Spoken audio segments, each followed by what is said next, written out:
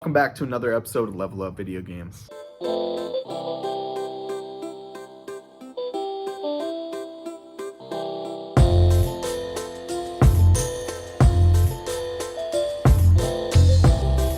Essentially, I'm going to start a new section of this YouTube channel called Tuesday Talks, where we talk about the ins and outs and business portions of this business and strategies and ideas that I am constantly evolving through the whole entire years of doing this. Today's episode, we're actually going to be talking about sell-through rate. If you guys don't know what sell-through rate is, it's essentially the sell rate that your item will sell through to make you income. So, for example, here's a lot of video games we have right here. Now, there's at least 27 games in this lot. The whole value of this lot is about $230. Now, if you look at most of these games, you can tell that there's a lot of filler in here. A lot of stuff would be sitting on the shelf for a long time that doesn't have really good sell-through rate. So, for example, Assassin's Creed, we got a lot of Cabela's, some ATV Off-Road. These are games that aren't going to sell. They're going to be sitting on the shelf forever and taking up space. Now, don't get me wrong, there's probably at least maybe 10 PlayStation 2 games and maybe like one, maybe two GameCube games that essentially would probably sell fast. But that means majority of this lot would be sitting on your shelf taking up space. Now, you don't want that to happen, especially in a small retail space. Your goal is to flip stuff as fast as you possibly can, make your money back, and continue finding lots and doing the same thing, and essentially making profit off of that.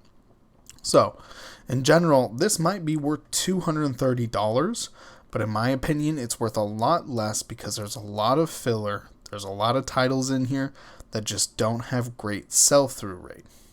When it comes to your shelf space, especially in a limited environment like this, you have to consider how much your shelf space is worth to you.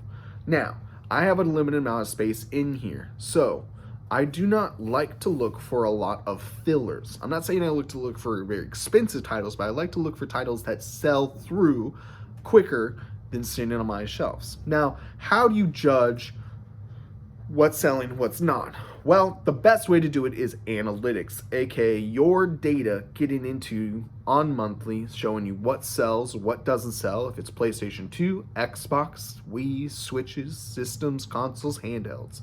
So you should be data collecting so you can make smart business decisions based on your analytics for a whole year to judge whether or not you want to maybe focus on repairs or you want to focus on selling consoles and judge how you're going to do that. So another way for me personally is I'm in here on a daily basis. I see, I buy, and I trade what comes in. So I know what's selling and what's not selling. I know what's sitting on the shelves and not sitting on the shelves. I know how long it's been based on eBay's analytical data that I have, that when I put it in, how long it's been sitting on my shelves, and what I do. So how do you compensate those long tail items?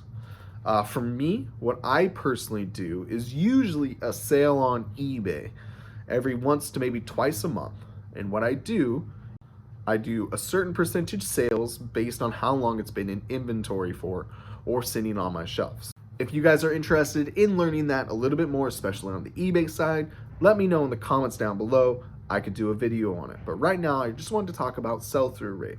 So essentially, when we look at that lot, to me, my shelf space for a lot of those filler titles is worth more than the filler titles themselves.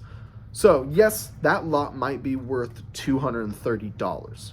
But in general, what I would do is go through those, pick at least the GameCube games, and maybe 10 out of that lot. There was at least 27 games in that whole lot.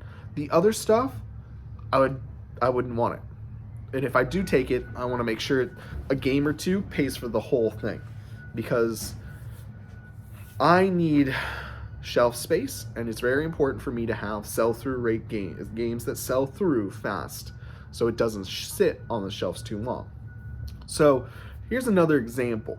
This is a lot at Goodwill that you can see right here. Now, majority of these games are about $3.99 right now that Goodwill is selling. Well, if I look at the numbers, this is A prime example. There was an example that I showed you at the Goodwill. Now this is just majority. I said complete in box form. I don't know if they are or not. But already we're at a total value of $85. Now again, these things do have value. The problem is, if Goodwill can't sell them, what makes you think you can sell them? So, in general, these things just sit. These don't sell. They have like 4 to 5 years sell-through rate, if that.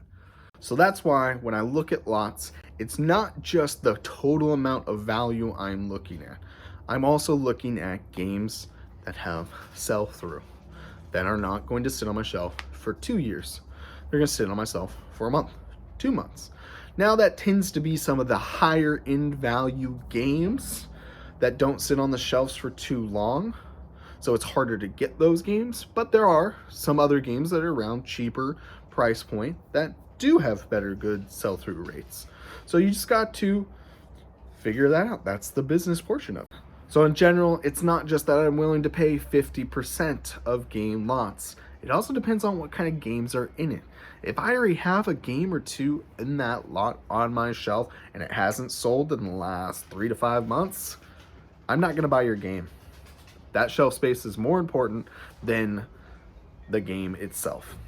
So that's going to be it for me today. Thank you guys for watching. If you have any questions, concerns, you want to correct me, put it in the comments below. Hit the like and subscribe button. As always, I'll catch you guys tomorrow. Thank you for watching. Don't forget to level up.